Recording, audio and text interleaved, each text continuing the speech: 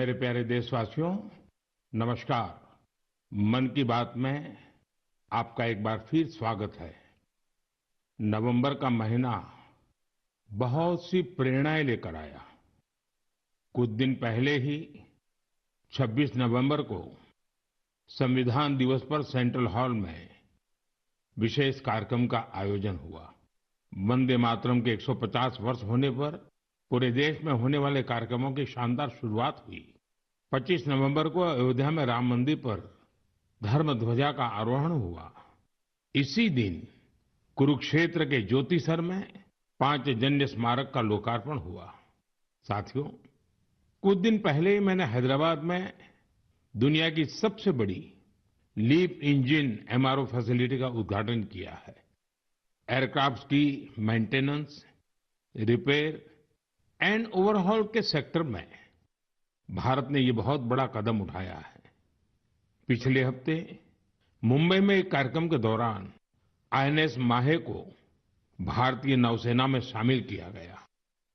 पिछले ही हफ्ते भारत के स्पेस इकोसिस्टम को स्काई रूट के इंफिनिटी कैंपस ने नई उड़ान दी है। ये भारत की नई सोच, इनोवेशन और यूथ पावर का प्रतिबिंब बना है। साथियों, कृषि क्षेत्र में भी देश ने बड़ी उपलब्धि हासिल की।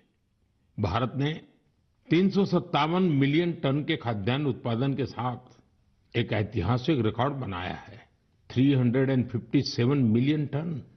10 साल पहले की तुलना में भारत का खाद्यान्न उत्पादन 100 मिलियन टन और बढ़ गया है। खेलों की दुनिया में भी भारत का परचम लहराया है। कुछ दिन पहले ही भारत को कॉमनवेल्थ खेलों की मेजबानी का भी ऐलान हुआ। ये उपलब्धियां देश की है, देशवासियों की है। और मन की बात देश के लोगों की ऐसी उपलब्धियों को, लोगों के सामूहिक प्रयासों को जन सामान्य के सामने लाने का एक बेहतरीन मंच है। साथियों, अगर मन में लगन हो, सामूहिक शक्ति पर, टीम की तरह काम करने पर विश्वास हो, गिरकर फिर से खड़े होने का साहस हो, तो कठिन से कठिन काम में भी सफलता सुनिश्चित हो जाती है। आप उस दौर की कल्पना करिए जब सैटेलाइट नहीं थी, जीपीएस सिस्टम नहीं था, नेविगेशन की कोई सुविधाएं नहीं होती थी। तब भी हमारे नाविक बड़े बड़े जहाज लेकर समंदर में निकल जाते थे और तय स्थानों पर पहुंचते थे। अब समंदर से आगे बढ़कर दुनिया के देश अंतरिक्ष की अनंत ऊंचाई को नाप रहे हैं। चुनौती वहां भी वही है। न जीपीएस सिस्टम है, न संचार की वैसी व्यवस्थाएं हैं। फिर हम कैसे आगे बढ़ेंगे? साथियों, कुछ दिनों पहले सोशल मीडिया पर एक वीडियो ने मेरा ध्यान खींचा। ये वीडियो इसरो की एक अनोखी ड्रोन प्रतियोगिता का था। इस वीडियो में हमारे देश के युवा और खासकर हमारे जैन जी मंगल ग्रह जैसी परिस्थितियों में ड्रोन उड़ाने की कोशिश कर रहे थे। ड्रोन उड़ते थे, कुछ पल संतुलन में रहते थे, फिर अचानक जमीन पर गिर पड़ते थे। जानते हैं क्यों? क्योंकि यहाँ जो ड्रोन उड़ रहे थे उनमें जीपीएस का सपोर्ट बिल्कुल नहीं था। मंगल ग्रह पर जीपीएस संभव नहीं, इसलिए ड्रोन को कोई बाहरी संकेत या गाइडेंस नहीं मिल सकता। ड्रोन को अपने कैमरे और इनबिल्ट सॉफ्टवेयर के सहारे उड़ना था। उस छोटे से ड्रोन को जमीन के पैटर्न पहचानने थे, ऊंचाई मापनी थी, बाधाएं समझनी थी और खुद ही सुरक्षित उतरने का रास्ता ढूंढना था। इसलिए ड्रोन भी एक के बाद एक गिरे जा रहे थे। साथियों, इस प्रतियोगिता में पुणे के युवाओं की एक टीम ने कुछ हद तक सफलता पाई। उनका ड्रोन भी कई बार गिरा, क्रैश हुआ, पर उन्होंने हार नहीं मानी। कई बार के प्रयास के बाद इस टीम का ड्रोन मंगल ग्रह की परिस्थिति में कुछ देर उड़ने में कामयाब रहा। साथियों, ये वीडियो देखते हुए मेरे मन में एक और दृश्य उभर आया।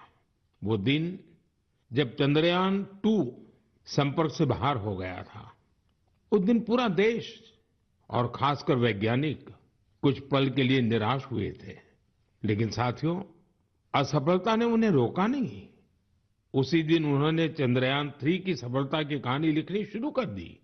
यही कारण है कि जब चंद्रयान-3 ने सफल लैंडिंग की, तो वो सिर्फ एक मिशन की सफलता नहीं थी, वो तो असफलता से निकलकर बनाए गए विश्वास की सफलता थी। इस वीडियो में जो युवा दिख रहे हैं, उनकी आंखों में मुझे वही चमक दिखाई दी। हर बार जब मैं हमारे युवाओं की लगन और वैज्ञानिकों के समर्पण को देखता हूं, तो मन उत्साह से भर जाता है। युवाओं की यही लगन विकसित भारत की बहुत बड़ी शक्ति है। मेरे प्यारे देशवासियों, आप सभी शहद की मिठास से जरूर परिचित होंगे, लेकिन अक्सर हमें ये नहीं पता चलता इसके पीछे कितने लोगों की मेहनत है, कितनी परंपराएं हैं और प्रकृति के साथ कितना सुंदर तालमेल है। साथियों, जम्मू कश्मीर के पहाड़ी इलाकों में वन तुलसी यानी सुलाई सुलाई के फूलों से यहाँ की मधुमक्खियां बेहद अनोखा शहद बनाती हैं। ये सफेद रंग का शहद होता है, जिसे रामबन सुलाई हनी कहा जाता है। कुछ वर्षों पहले ही रामबन सुलाई हनी को जीआई टैग मिला है। इसके बाद इस शहद की पहचान पूरे देश में बन रही है। साथियों, दक्षिण कन्नड़ा जिले के पुत्तूर में वहां की वनस्पतियां शहद उत्पादन के लिए उत्कृष्ट मानी जाती हैं। यहाँ ग्रामजन्य नाम की किसान संस्था इस प्राकृतिक उपहार को नई दिशा दे रही है। ग्रामजन्य ने यहाँ एक आधुनिक प्रोसेसिंग यूनिट बनाया। लैब, बॉटलिंग, स्टोरेज और डिजिटल ट्रैकिंग जैसी सुविधाएं जोड़ी गई। अब यही शहद ब्रांडेड उत्पाद बनकर गांवों से शहरों तक पहुंच रहा है। इस प्रयास का लाभ 2500 से अधिक किसानों को मिला है। साथियों, कर्नाटका के ही तुमकुर जिले में शिवगंगा कालिंजिया नाम की संस्था का प्रयास भी बहुत सराहनीय है। इनके द्वारा यहाँ हर सदस्य को शुरुआत में 2 बी बॉक्सेस दिए जाते हैं। ऐसा करके इस संस्था ने अनेकों किसानों को अपने अभियान से जोड़ दिया है। अब इस संस्था से जुड़े किसान मिलकर शहद निकालते हैं, बेहतरीन पैकेजिंग करते हैं और स्थानीय बाजार तक पहुंचाते हैं। इससे उन्हें लाखों की कमाई भी हो रही है। ऐसा ही एक उदाहरण नागालैंड के क्लिफ हनी हंटिंग का है। नागालैंड के चोकलांगन गांव में खियामनी यांगन जनजाति सदियों से शहद निकालने का काम करती आई है। यहाँ मधुमक्खियों पेड़ों पर नहीं, बल्कि ऊंची चट्टानों पर अपने घर बनाती हैं। इसलिए शहद निकालने का काम भी बहुत जोखिम भरा होता है। इसलिए यहाँ के लोग मधुमक्खियों से पहले सौम्यता से बात करते हैं, उनसे अनुमति लेते हैं, उन्हें बताते हैं कि आज वे शहद लेने आए हैं। इसके बाद शहद निकालते हैं। साथियों, आज भारत हनी प्रोडक्शन में नए रिकॉर्ड बना रहा है। 11 साल पहले देश में हनी का उत्पादन 76,000 मैट्रिक टन था। अब ये बढ़कर 1.5 लाख मैट्रिक टन से भी ज्यादा हो गया है। बीते कुछ वर्षों में शहद का एक्सपोर्ट भी 3 गुना से ज्यादा बढ़ गया है। हनी मिशन कार्यक्रम के तहत खादी ग्रामोद्योग ने भी 2.25 लाख से ज्यादा बी बॉक्सेस लोगों में बांटे हैं। इससे हजारों लोगों को रोजगार के नए अवसर मिले हैं। यानी देश के अलग अलग कोनों में शहद की मिठास भी बढ़ रही है और ये मिठास किसानों की आय भी बढ़ा रही है। मेरे प्यारे देशवासियों, हरियाणा के कुरुक्षेत्र में महाभारत का युद्ध हुआ था, ये हम सभी जानते हैं। लेकिन युद्ध के इस अनुभव को अब आप वहां महाभारत अनुभव केंद्र में भी साक्षात महसूस कर सकते हैं। इस अनुभव केंद्र में महाभारत की गाथा को 3D light and sound show और डिजिटल टेक्निक से दिखाया जा रहा है। 25 नवंबर को जब मैं कुरुक्षेत्र गया था तो इस अनुभव केंद्र के अनुभव ने मुझे आनंद से भर दिया था। साथियों, कुरुक्षेत्र में ब्रह्म सरोवर पर आयोजित अंतर्राष्ट्रीय गीता महोत्सव में शामिल होना भी मेरे लिए बहुत विशेष रहा। मैं ये देखकर बहुत प्रभावित हुआ कि कैसे दुनिया भर के लोग दिव्य ग्रंथ गीता से प्रेरित हो रहे हैं। इस महोत्सव में यूरोप और सेंट्रल एशिया सहित विश्व के कई देशों के लोगों की भागीदारी रही। इस महीने की शुरुआत में सऊदी अरब में पहली बार किसी सार्वजनिक मंच पर गीता की प्रस्तुति की गई है। यूरोप के लातविया में भी एक यादगार गीता महोत्सव आयोजित किया गया। इस महोत्सव में लातविया, एस्टोनिया, लिथुआनिया और अल्जीरिया के कलाकारों ने बढ़ चढ़ करके हिस्सा लिया। साथियों, भारत की महान संस्कृति में शांति और करुणा का भाव सर्वोपरि रहा है। आप दूसरे विश्व युद्ध की कल्पना कीजिए, जब चारों ओर विनाश का भयावह माहौल बना हुआ था। ऐसे मुश्किल समय में गुजरात के नवानगर के जाम साहब महाराजा दिग्विजय सिंह जी ने जो महान कार्य किया, वो आज भी हमें प्रेरणा देता है। उस समय जाम साहब किसी सामरिक गठबंधन या युद्ध की रणनीति को लेकर नहीं सोच रहे थे, बल्कि उनकी चिंता ये थी कि कैसे विश्व युद्ध के बीच पोलिश यहूदी बच्चों की रक्षा होगी। उन्होंने गुजरात में तब हजारों बच्चों को शरण देकर उन्हें नया जीवन दिया, जो आज भी एक मिसाल है। कुछ दिन पहले दक्षिणी इजराइल के मोशाव नेवातिम में जाम साहब की प्रतिमा का अनावरण किया गया। यह बहुत ही विशेष सम्मान था। पिछले वर्ष पोलैंड के वार्सो में मुझे जाम साहब के स्मारक पर श्रद्धा सुमन अर्पित करने का सौभाग्य मिला था। मेरे लिए वो क्षण अविस्मरणीय रहेगा। मेरे प्यारे देशवासियों, कुछ दिनों पहले मैं नेचुरल फार्मिंग के एक विशाल सम्मेलन में हिस्सा लेने कोयम्बटूर गया था।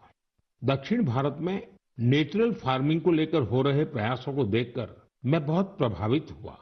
कितने ही युवा हाईली क्वालिफाइड प्रोफेशनल अब नेचुरल फार्मिंग फील्ड को अपना रहे हैं।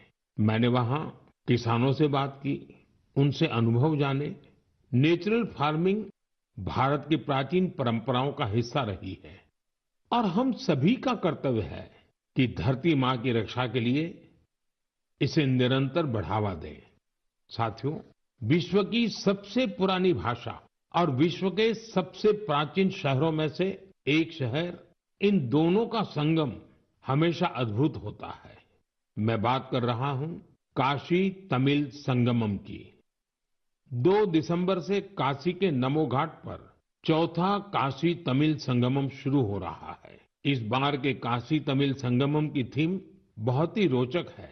लर्न तमिल, तमिल कर कलम। काशी तमिल संगमम उन सभी लोगों के लिए एक महत्वपूर्ण मंच बन गया है जिन्हें तमिल भाषा से लगाव है। काशी के लोगों से जब भी बात होती है तो वो हमेशा बताते हैं कि काशी तमिल संगमम का हिस्सा बनना उन्हें बहुत अच्छा लगता है। यहाँ उन्हें कुछ नया सीखने और नए नए लोगों से मिलने का अवसर मिलता है।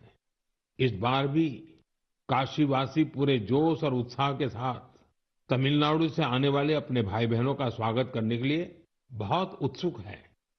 मेरा आप सभी से आग्रह है कि आप काशी तमिल संगमम का हिस्सा जरूर बने। इसके साथ ही ऐसे और भी मंचों के बारे में सोचें जिनसे एक भारत श्रेष्ठ भारत की भावना मजबूत हो। यहाँ मैं एक बार फिर कहना चाहूंगा, तमिल कलाचारम उयर्वानद, तमिल मोली उयर्वानद, तमिल इंडियाविन पेरुमिदम। मेरे प्यारे देशवासियों, जब भारत के सुरक्षा तंत्र को मजबूती मिलती है तो हर भारतीय को गर्व होता है। पिछले हफ्ते मुंबई में आईएनएस माहे को भारतीय नौसेना में शामिल किया गया। कुछ लोगों के बीच इसके स्वदेशी डिजाइन को लेकर खूब चर्चा रही। वहीं पुडुचेरी और मालाबार कोस्ट के लोग इसके नाम से ही खुश हो गए। दरअसल इसका माहे नाम उस स्थान माहे के नाम पर रखा गया है जिसकी एक समृद्ध ऐतिहासिक विरासत रही है। केरला और तमिलनाडु के कई लोगों ने इस बात पर गौर किया कि इस युद्धपोत का क्रेस्ट, उरुमी और कलारियापट्टू की पारंपरिक लचीली तलवार की तरह दिखाई पड़ता है। ये हम सबके लिए गर्व की बात है कि हमारी नौसेना बहुत ही तेजी से आत्मनिर्भरता की ओर कदम बढ़ा रही है। 4 दिसंबर को हम नौसेना दिवस भी मनाने जा रहे हैं। ये अवसर हमारे सैनिकों के अदम्य साहस और पराक्रम को सम्मान देने का एक खास दिन है। साथियों, जो लोग नेवी से जुड़े टूरिज्म में रुचि रखते हैं, उनके लिए हमारे देश में बहुत सी जगह हैं जहां जाकर उन्हें बहुत कुछ सीखने को मिलेगा। देश के पश्चिमी तट पर गुजरात के सोमनाथ के पास एक जिला है दीव।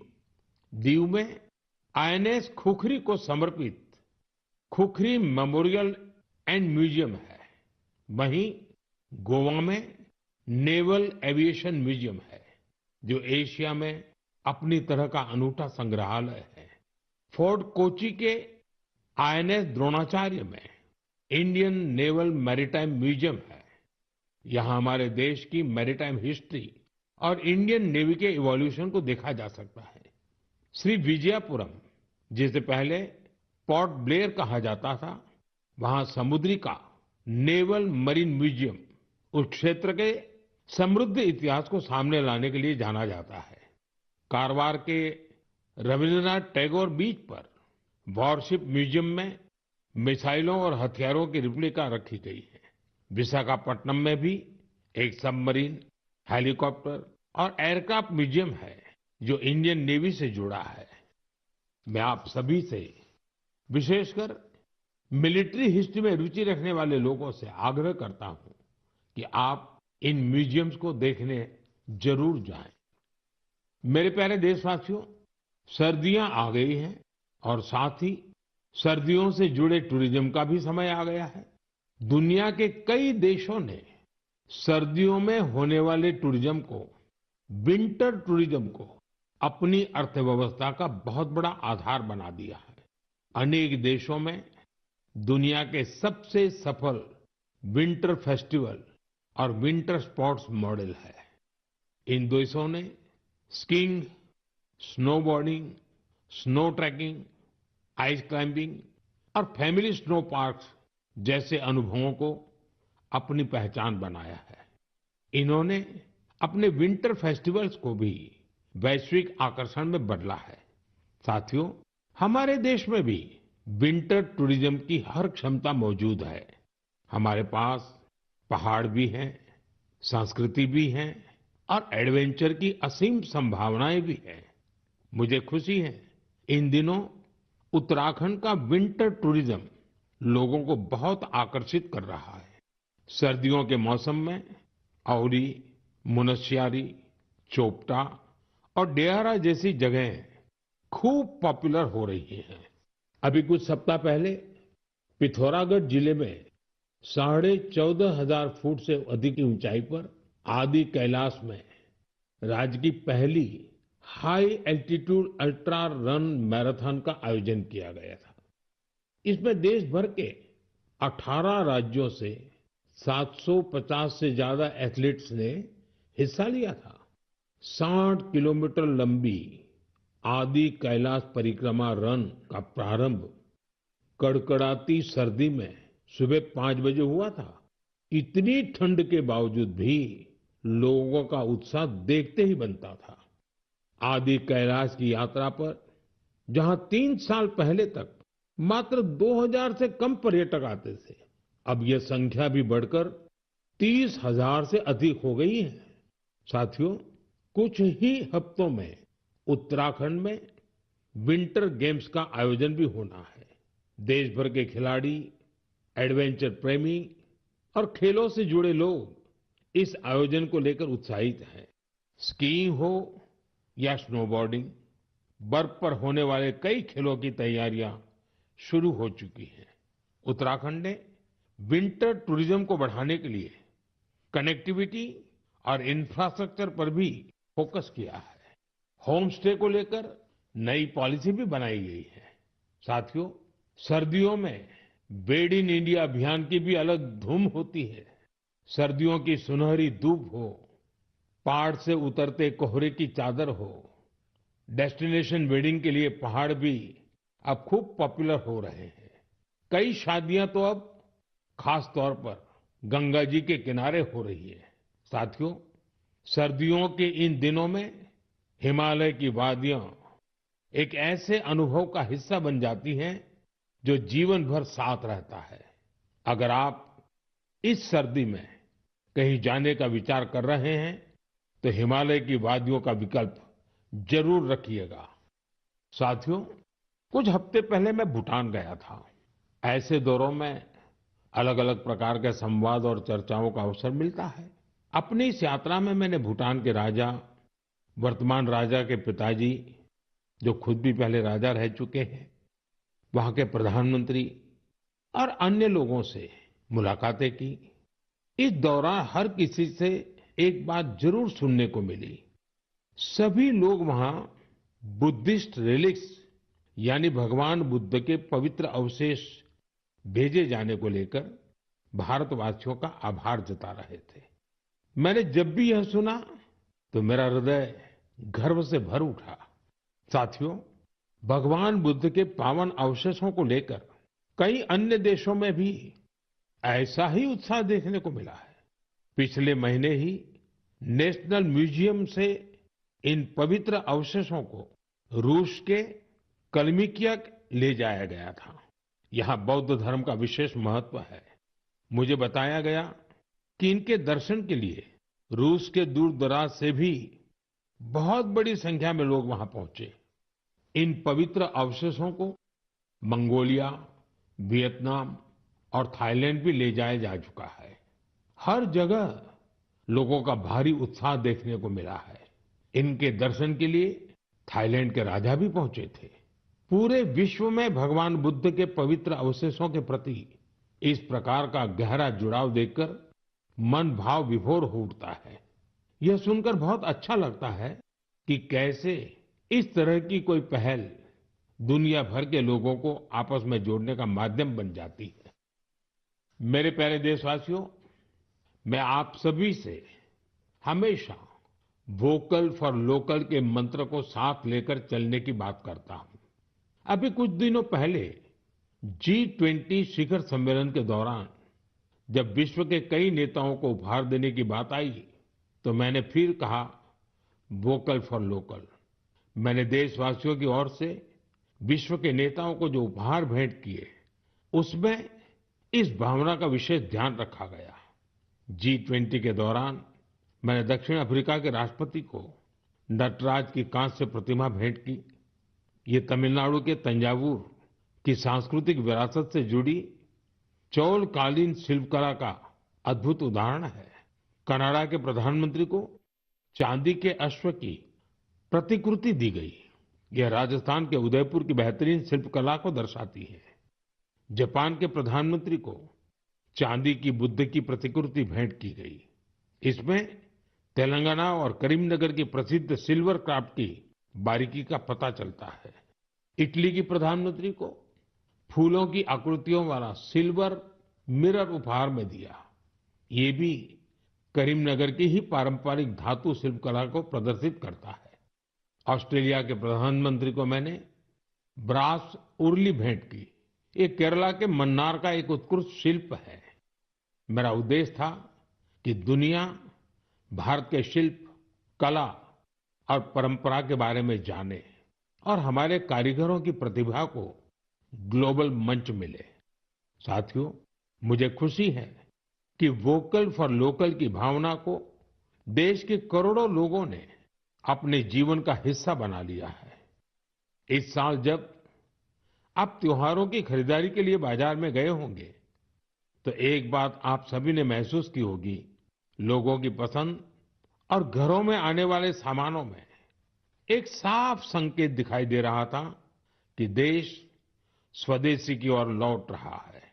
लोग अपने मन से भारतीय उत्पादों को चुन रहे थे। इस बदलाव को छोटे से छोटे दुकानदार ने भी महसूस किया।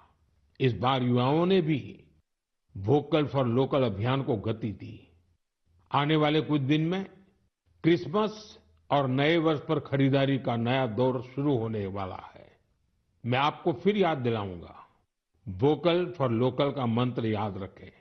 खरीदें वही जो देश में बना हो, बेचे वही जिसमें किसी देशवासी की मेहनत लगी हो। मेरे प्यारे देशवासियों, भारतीय खेलों के लिहाज से ये महीना सुपरहिट रहा है। इस महीने की शुरुआत भारतीय महिला टीम द्वारा आईसीसी महिला विश्व कप जीतने से शुरू हुई, लेकिन उसके बाद भी मैदान पर और ज्यादा एक्शन देखने को मिला है। कुछ दिन पहले ही टोक्यो में डेफ ओलंपिक्स हुए हैं, जहां भारत ने अपना अब तक का सर्वश्रेष्ठ प्रदर्शन करते हुए 20 मेडल जीते हैं। हमारी महिला खिलाड़ियों ने भी कबड्डी वर्ल्ड कप जीतकर इतिहास ही रच दिया। पूरे टूर्नामेंट में उन्होंने बेहतरीन प्रदर्शन करके हर भारतवासी का मन जीत लिया। वर्ल्ड बॉक्सिंग कप फाइनल्स में भी हमारे खिलाड़ियों का प्रदर्शन शानदार रहा, जहां उन्होंने 20 मेडल जीते। साथियों, जिस बात की और भी अधिक चर्चा हो रही है, वो है हमारी महिला टीम का ब्लाइंड क्रिकेट वर्ल्ड कप जीतना। बड़ी बात यह है कि हमारी इस टीम ने बिना एक भी मैच हारे इस टूर्नामेंट को जीता है। देशवासियों को इस टीम के हर खिलाड़ी पर बहुत गर्व है। मेरी इस टीम से प्रधानमंत्री निवास पर मुलाकात हुई। वाकई इस टीम का हौसला, उनका जज्बा हमें बहुत कुछ सिखाता है। यह विजय हमारे खेल इतिहास की सबसे बड़ी जीतों में से एक है, जो हर भारतीय को प्रेरित करती रहेगी। साथियों, आजकल हमारे देश में एंड्योरेंस स्पोर्ट्स की एक नई खेल संस्कृति भी तेजी से उभर रही है। एंड्योरेंस स्पोर्ट्स से मेरा मतलब ऐसी स्पोर्ट्स एक्टिविटीज से है जिनमें आपकी लिमिट्स की परख होती है। कुछ साल पहले तक मैराथन और बाइकेथॉन जैसे खास इवेंट कुछ विशेष लोगों तक ही सीमित थे, लेकिन अब बहुत कुछ बदल चुका है। मुझे बताया गया है कि देश भर में हर महीने 1500 से ज्यादा एंड्योरेंस स्पोर्ट्स का आयोजन होता है। इन इवेंट्स में हिस्सा लेने के लिए एथलीट्स दूर दूर तक जाते हैं। साथियों, एंड्योरेंस स्पोर्ट्स का ही एक उदाहरण है आयरमैन ट्रायथलॉन। आप कल्पना करिए, यदि आपको यह बताया जाए कि आपके पास एक दिन से भी कम समय है और आपको ये 3 काम करने हैं: समंदर में 4 किलोमीटर तक तैरना, 180 किलोमीटर साइकिल चलाना और करीब 42 किलोमीटर की मैराथन दौड़ लगाना, तो आप सोचेंगे कि कैसे संभव है। लेकिन फौलादी हौसले वाले लोग इस काम को भी सफलतापूर्वक कर ले जाते हैं। इसलिए इसे आयरनमैन ट्रायथलॉन कहा जाता है। गोवा में हाल ही में ऐसा ही एक आयोजन किया गया। आजकल इस तरह के आयोजनों में भी लोग बढ़ चढ़कर भागीदारी कर रहे हैं। ऐसी कई और प्रतियोगिताएं भी हैं जो हमारे युवा साथियों के बीच बहुत लोकप्रिय हो रही है। आजकल कई लोग fit India Sundays on cycle जैसे कार्यक्रमों में हिस्सा लेने के लिए साथ आ रहे हैं। ये सब ऐसी चीजें हैं जिनसे फिटनेस को बढ़ावा मिल रहा है। साथियों, आपसे हर महीने मिलना मेरे लिए हमेशा एक नया अनुभव होता है। आपकी गाथाएं, आपके प्रयास मुझे नए सिरे से प्रेरित करते हैं। अपने संदेशों में आप जो सुझाव भेजते हैं, जो अनुभव साझा करते हैं, उससे हमें इस कार्यक्रम में भारत की विविधता को समेट लेने की प्रेरणा मिलती है। जब हम अगले महीने मिलेंगे तब 2025 खत्म होने वाला होगा। देश के ज्यादातर हिस्सों में अब ठंड भी तेज होती जाएगी। सर्दियों के मौसम में आप अपना और अपने परिवार का विशेष ध्यान रखें। अगले महीने हम कुछ नए विषयों, नए व्यक्तित्वों की चर्चा जरूर करेंगे। बहुत बहुत धन्यवाद। नमस्कार।